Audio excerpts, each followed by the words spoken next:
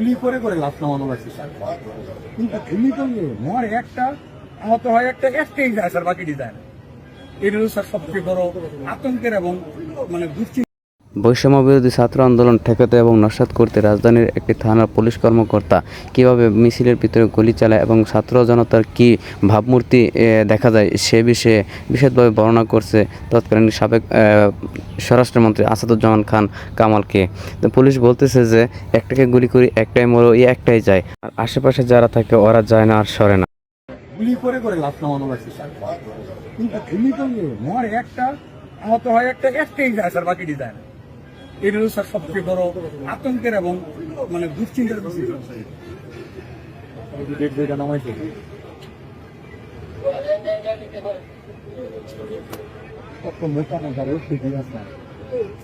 আমার বেল্ট ছিল আর নিচে প্যান্ট ছিল, পুলিশ মোটর সাইকেল দেখে ব্যাগে কাপড় পাইছে, এটা বুঝিয়ে একটু মারছে।